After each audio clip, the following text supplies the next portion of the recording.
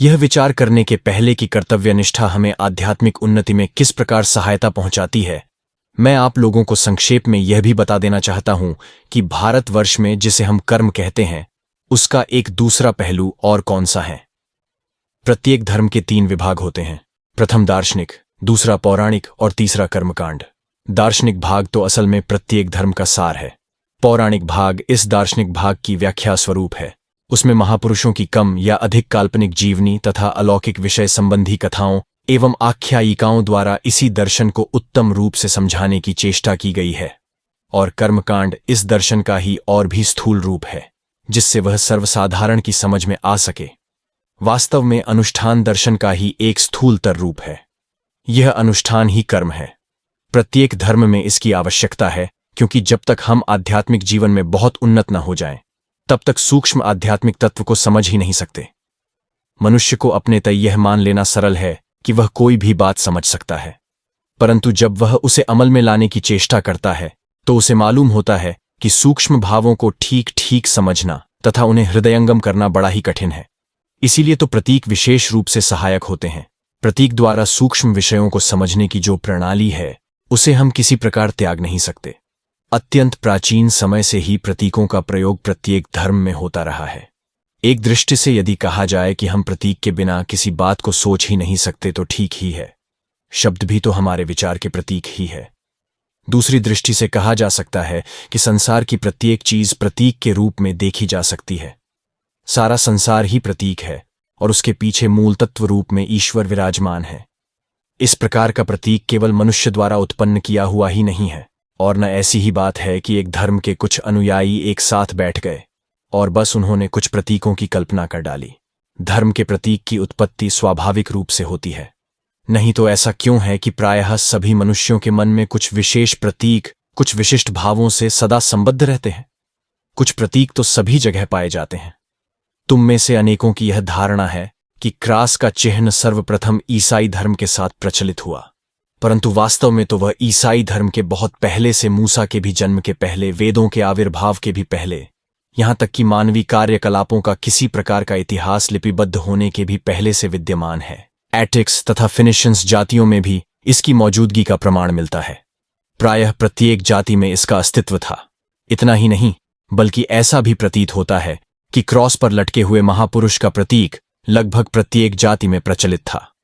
इसी प्रकार सारे संसार में वृत्त भी एक उत्कृष्ट प्रतीक माना गया है। फिर इसके अतिरिक्त सारे संसार में सबसे अधिक प्रचलित स्वस्तिक भी एक प्रतीक रहा है। एक समय ऐसी धारणा थी कि बौद्ध इसे अपने साथ साथ सारे संसार भर में ले गए, परंतु पता चलता है कि बौद्ध धर्म के सदियों पहले कई जातियों में इसका प्रचार था। प्राचीन बेबीलोन तथा मिस्र देश में भी यह पाया जाता था। इस सब से क्या प्रकट होता है? यही कि ये सब प्रतीक केवल काल्पनिक या स्वेच्छाकृत ही नहीं थे। इनका कोई न कोई विशेष कारण अवश्य रहा होगा। उनमें तथा मानवीय मन में कोई स्वाभाविक संबंध रहा होगा। इसी प्रकार भाषा भी कोई कृत्रिम वस्तु नहीं है। ऐसी बात नहीं कि कुछ लोगों ने एक साथ बैठकर यह तय कर लिया कि कुछ विशेष भाव कुछ विशेष शब्दों द्वारा प्रकट किए जाएं और बस भाषा की उत्पत्ति हो गई। नहीं, भाषा की उत्पत्ति इस प्रकार नहीं हुई। कोई भी भाव अपने आनुषंगिक शब्द बिना नहीं रह सकता, और न कोई शब्द ही अपने आनुषंगिक भाव बिना रह सकता है। शब्द और भाव स्वभावतः अविच्छेद्य हैं। भावों को प्रकट करने के लिए शब्द प्रतीक अथवा वर्ण प्रतीक किसी का भी व्यवहार किया जा सकता है। गूंगों और बहरों को शब्द प्रतीक किसी प्रकार की सहायता नहीं पहुंचा सकता, उन्हें किसी दूसरे प्रतीक की सहायता लेनी पड़ती है। मन में उठने वाले प्रत्येक विचार का एक दूसरा अंश भी होता है, और वह है आकृति। इसे संस्कृत दर्शन में नाम रूप कहते हैं। जिस प्रकार कृत्रिम उपाय द्वारा एक भाषा नहीं उत्पन्न की जा सकती, उसी प्रकार कृत्रिम उपायों से प्रतीक का निर्माण भी नहीं किया जा सकता। संसार में कर्मकांड के सहकारी जो प्रतीक हैं, वे मानव जाति के धार्मिक विचारों के एक एक बाह्य रूप हैं। यह कह देना बहुत सरल है कि अनुष्ठानों, मंदिरों तथा अन्य बाह्य आडंबरों की कोई आवश्यकता नहीं, और यह बात तो कल का एक छोकरा भी कहा करता है। परंतु सरलतापूर्वक यह कोई भी देख सकता है कि जो लोग मंदिर में जाकर पूजा करते हैं, वे उन लोगों की अपेक्षा जो ऐसा नहीं करते, कई बातों में कहीं भिन्न होते हैं। भिन्न भिन्न धर्मों के साथ जो विशिष्ट मंदिर, अनुष्ठान और अन्य स्थूल क्रियाकलाप जड़े हुए हैं, वे उन धर्मावलंबियों के मन में उन सब भावों को जागृत कर देते हैं जिनके कि ये मंदिर अनुष्ठानादि स्थूल प्रतीक स्वरूप हैं। अतएव अनुष्ठानों एवं प्रतीकों को एकदम उड़ा देना उचित नहीं।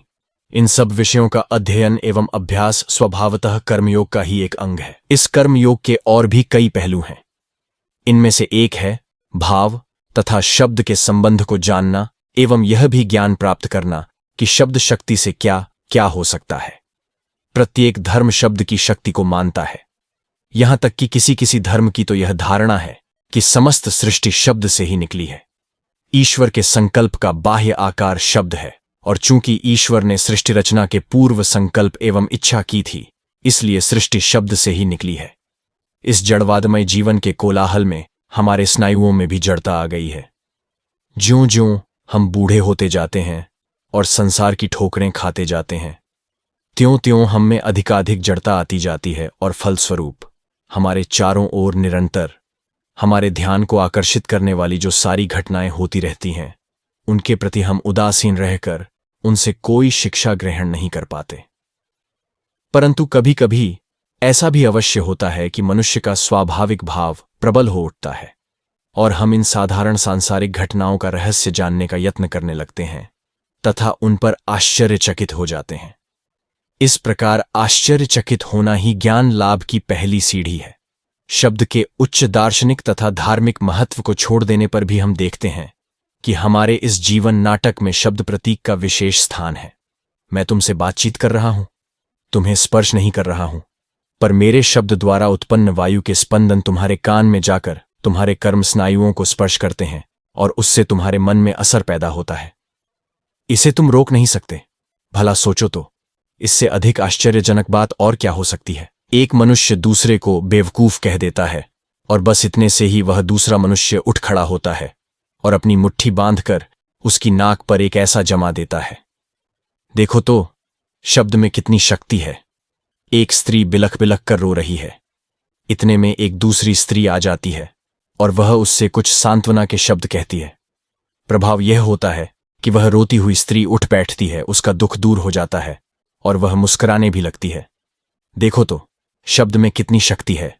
उच्च दर्शन में जिस प्रकार शब्द शक्ति का परिचय मिलता है, उसी प्रकार साधारण जीवन में भी इस शक्ति के संबंध में विशेष विचार और अनुसंधान न करते हुए भी हम रात दिन इस शक्ति को उपयोग में ला रहे हैं। इस शक्ति के स्वरूप को जानना तथा इसका उत्तम रूप से उपयोग करना भी कर्मयोग का एक अंग है। दूसरों के प्रति हमारे कर्तव्य का अर्थ है दूसरों की सहायता करना, संसार का भला करना। अब प्रश्न उठता है कि हम संसार का भला क्यों करें। वास्तव में बात यह है कि ऊपर से तो हम संसार का उपकार करते हैं, परंतु असल में हम अपना ही उपकार करते हैं। हमें सदैव संसार का उपकार करने की चेष्टा करनी चाहिए और कार्य करने में कहीं हमारा सर्वोच्च उद्देश्य होना चाहिए। परंतु यदि ध्यानपूर्वक देखा जाए तो प्रतीत होगा कि इस संसार को हमारी सहायता की बिल्कुल आवश्यकता नहीं। यह संसार इसलिए नहीं बना कि हम अथवा तुम आकर इसकी सहायता करें। एक बार मैंने एक उपदेश पढ़ा था, वह इस प्रकार था, यह सुंदर संसार बड़ा अच्छा है क्योंकि इसमें हमें दूसरों की सहायता करने के लिए समय क्या अवसर मिलता है। ऊपर से तो यह भाव सचमुच सुंदर है, परंतु यह कहना कि संसार को हमारी सहायता की आवश्यकता है, क्या घोर ईश्वर निंदा नहीं है। यह सच है कि संसार में दुख कष्ट बहुत है और इसीलिए लोगों की सहायता करना हमारे लिए सर्वश्रेष्ठ कार्य है। परंतु आगे चलकर हम देखेंगे कि दूसरों की सहायता करने का अर्थ है अपनी ही सहायता करना। मुझे स्मरण है, एक बार जब मैं छोटा था तो मेरे पास कुछ सफेद चूहे थे। वे चूहे एक छोटे से संदूक में रखे गए थे और उस संदूक के भीतर उनके लिए छोटे छोटे चक्के बना दिए गए थे। जब चूहे उन चक्कों को पार करना चाहते तो वे चक्के वहीं के वहीं घूमते रहते और वे बेचारे चूहे कभी भी बाहर नहीं निकल पाते। बस यही हाल संसार का तथा संसार के प्रति हमारी सहायता का है। उपकार केवल इतना ही होता है कि हमें नैतिक शिक्षा मिलती है। संसार न तो अच्छा है न बुरा, बात इतनी ही है कि प्रत्येक मनुष्य अपने लिए अपना अपना संसार बना लेता है। यदि एक अंधा संसार के बारे में सोचने लगे तो वह उसके समक्ष या तो मुलायम या कड़ा प्रतीत होगा अथवा शीत या उष्ण। हम सुख या दुख की समष्टि मात्र है, ये हमने अपने जीवन में सैकड़ों बार अनुभव किया है। बहुधा नौजवान आशावादी होते हैं और वृद्ध निराशावादी। तरुण के सामने अभी उसका सारा जीवन पड़ा है, परंतु वृद्ध की केवल यही शिकायत रहती है कि उसका समय निकल गया। कितनी ही अपूर्ण इच्छाएं उसके हृदय में मचलती रहती हैं, जिन्हें पूर्ण करने की शक्ति उसमें आज नहीं। परंतु है दोनों ही मूर्ख। हमारी मानसिक अवस्था के अनुसार ही हमें यह संसार भला या बुरा प्रतीत होता है। स्वयं यह न तो भला है न बुरा, अग्नि स्वयं न अच्छी है न बुरी। जब यह हमें गर्म रखती है तो हम कहते हैं यह कितनी सुंदर है, परंतु जब इससे हमारी उंगली जल जाती है तो इसे हम दोष देते हैं। परंतु फिर भी स्वयं न तो यह अच्छी है न बुरी, जैसा हम इसका उपयोग करते हैं तदनुरूप यह अच्छी या बुरी बन जाती है। यही हाल इस संसार का भी है। संसार स्वयं पूर्ण है। पूर्ण होने का अर्थ यह है कि उसमें अपने सब प्रयोजनों को पूर्ण करने की क्षमता है। हमें यह निश्चित जान लेना चाहिए कि हमारे बिना भी यह संसार बड़े मजे से चलता जाएगा। हमें उसकी सहायता करने के लिए माथापच्ची करने की आवश्यकता नहीं, परंतु फिर भी हमें सदैव परोपकार करते ही रहना चाहिए। यदि हम सदैव यह ध्यान रखें कि दूसरों की सहायता करना एक सौभाग्य है, तो परोपकार करने की इच्छा एक सर्वोत्तम प्रेरणा शक्ति है। एक दाता के ऊंचे आसन पर खड़े होकर और अपने हाथ में 2 पैसे लेकर यह मत कहो, ऐ भिखारी ले, यह मैं तुझे देता हूं। परंतु तुम स्वयं इस बात के लिए कृतज्ञ हो कि तुम्हें वह निर्धन व्यक्ति मिला जिसे दान देकर तुमने स्वयं अपना उपकार किया। धन्य पाने वाला नहीं होता, देने वाला होता है। इस बात के लिए कृतज्ञ हो कि इस संसार में तुम्हें अपनी दयालुता का प्रयोग करने और इस प्रकार पवित्र एवं पूर्ण होने का अवसर प्राप्त हुआ। समस्त भले कार्य हमें शुद्ध बनने तथा पूर्ण होने में सहायता करते हैं। और सच पूछो तो हम अधिक से अधिक कर ही कितना सकते हैं। या तो एक अस्पताल बनवा देते हैं, सड़कें बनवा देते हैं या सदावर्त खुलवा देते हैं, बस इतना ही तो। हम गरीबों के लिए एक कोष खोल देते हैं, 10-20 लाख रुपये इकट्ठा कर लेते हैं, उसमें से 5 लाख का एक अस्पताल बनवा देते हैं, 5 लाख नाच तमाशे में फेंक देते हैं और शेष का आधा कर्मचारी लूट लेते हैं। बाकी जो बचता है वह किसी तरह गरीबों तक पहुंचता है। परंतु उतने से हुआ क्या? आंधी का एक झोंका तो तुम्हारी इन सारी इमारतों को 5 मिनट में नष्ट कर दे सकता है। फिर तुम क्या करोगे? एक भूकंप तो तुम्हारी तमाम सड़कों, अस्पतालों, नगरों और इमारतों को धूल में मिला दे सकता है। अतएव इस प्रकार की संसार की सहायता करने की खोखली बातों को हमें छोड़ देना चाहिए। यह संसार न तो तुम्हारी सहायता का भूखा है और न मेरी, परंतु फिर भी हमें निरंतर कार्य करते रहना चाहिए, निरंतर परोपकार करते रहना चाहिए। क्यों? इसलिए कि इससे हमारा ही भला है। यही एक साधन है जिससे हम पूर्ण बन सकते हैं। यदि हमने किसी भिखारी को कुछ दिया हो तो वास्तव में उसके ऊपर हमारा कुछ नहीं आता, हमारे ऊपर ही उसका आता है। हम पर उसका आभार है क्योंकि उसने हमें इस बात का अवसर दिया कि हम अपनी दया उस पर काम में ला सकें। यह सोचना निरी भूल है कि हमने संसार का भला किया अथवा कर सकते हैं, या यह है कि हमने अमुक अमुक व्यक्तियों की सहायता की। यह निरी मूर्खता का विचार है और मूर्खता के विचारों से दुहक उत्पन्न होता है। हम कभी कभी सोचते हैं कि हमने अमुक मनुष्य की सहायता की और इसलिए आशा करते हैं कि वह हमें धन्यवाद दे, पर जब वह हमें धन्यवाद नहीं देता तो उससे हमें दुख होता है। हम जो कुछ करें उसके बदले में किसी भी बात की आशा क्यों रखें, बल्कि उलटे हमें उसी मनुष्य के प्रति कृतज्ञ होना चाहिए जिसकी हम सहायता करते हैं। उसे साक्षात नारायण मानना चाहिए। मनुष्य की सहायता द्वारा ईश्वर की उपासना करना क्या हमारा परम सौभाग्य नहीं है? यदि हम वास्तव में अनासक्त हैं तो हमें यह वृथा प्रत्याशाजनित कष्ट क्यों होना चाहिए? अनासक्त होने पर तो हम प्रसन्नतापूर्वक संसार में भलाई कर सकते हैं। अनासक्ति से किए हुए कार्य से कभी भी दुहक अथवा अशांति नहीं आएगी। वैसे तो संसार में अनंत काल तक सुख दुहक का चक्र चलता ही रहेगा। फिर हम इसकी सहायता के लिए कुछ करें या न करें, उससे कुछ बनने बिगड़ने का नहीं। दृष्टांत स्वरूप एक कहानी सुनो। एक गरीब आदमी को कुछ रुपये की जरूरत पड़ी। उसे कहीं से यह मालूम हो गया कि यदि वह किसी भूत को अपने वश में कर ले तो वह उससे जो चाहे मंगवा सकता है। निदान उसे एक भूत ढूंढने की सूझी। वह किसी ऐसे आदमी को ढूंढने लगा जिससे उसे एक भूत मिल जाए। ढूंढते ढूंढते उसे एक साधु मिले। इन साधु के पास बड़ी शक्तियां थीं और उसने उनसे सहायता की याचना की। साधु ने उससे पूछा, तुम भूत का क्या करोगे? उसने उत्तर दिया, महाराज, मैं भूत इसलिए चाहता हूं कि वह मेरा काम कर दे। कृपा कर मुझे उसको प्राप्त करने का ढंग बता दीजिए, मुझे उसकी बड़ी जरूरत है। साधु बोले, देखो, तुम इस झमेले में मत पड़ो, अपने घर लौट जाओ। दूसरे दिन वह आदमी साधु के पास फिर गया और बहुत रोने गाने लगा। उसने कहा, महाराज, मुझे एक भूत दे ही दीजिए ना, मुझे बड़ी आवश्यकता है। अंत में साधु कुछ चिढ़ से गए और उन्होंने कहा, अच्छा, लो, यह मंत्र लो। इसका झप करने से एक भूत प्रकट होगा और फिर उससे तुम जो काम कहोगे वही करेगा। परंतु देखो, होशियार रहना, ये बड़े भयंकर प्राणी होते हैं। उसे निरंतर काम में लगाए रखना। यदि कभी वह खाली रहा तो तुम्हारी जान ही ले लेगा। तब उस मनुष्य ने कहा, यह कौन कठिन बात है, मैं तो उसे इतना काम दे दूं कि उसके जीवन भर खत्म न हो। इसके बाद वह आदमी एक वन में चला गया और मंत्र का झप करने लगा। कुछ देर तक झप करने के बाद उसके सामने विकराल दांतों वाला एक बड़ा भयंकर भूत प्रकट हुआ।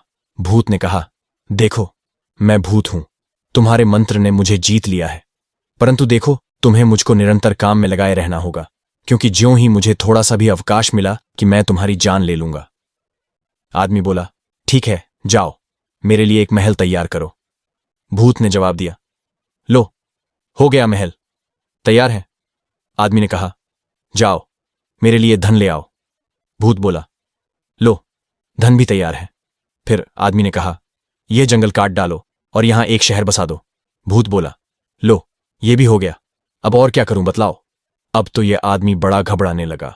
उसने मन में सोचा, अब तो मेरे पास कोई काम नहीं है जो मैं इसे करने को कहूं, ये तो प्रत्येक काम क्षण भर में ही कर डालता है। भूत इधर गरज कर बोला, देखो, मुझे जल्दी कुछ काम करने को दो, नहीं तो मैं तुम्हें खा जाऊंगा। बेचारा आदमी अब कोई काम सोच ही न सका और मारे भय के थर थर कांपने लगा। अब तो वह बेतहाशा भागा और भागते भागते उन्हीं साधु के पास पहुंचा और वहां जाकर गिड़गिड़ाने लगा, महाराज, रक्षा कीजिए, रक्षा कीजिए, मेरी जान बचाइए। साधु ने पूछा, कहो, क्या हुआ? मनुष्य ने उत्तर दिया, अब मैं क्या करूं? अब तो मेरे पास उस भूत को देने के लिए कोई भी काम शेष नहीं है। मैं उससे जो कुछ भी करने को कहता हूं वह क्षण भर में कर डालता है, और जब उसके पास कोई काम नहीं रह जाता तो मुझे खा डालने की धमकी देता है। इतने में ही वह भूत वहां आ पहुंचा और कहने लगा, अब तो मैं तुम्हें खा जाऊंगा। और सचमुच वह उसे खा जाता। आदमी मारे डर के कांपने लगा और उसने साधु से अपने प्राणों की भिक्षा मांगी। साधु ने कहा, अच्छा, मैं तुम्हें रास्ता बताता हूं।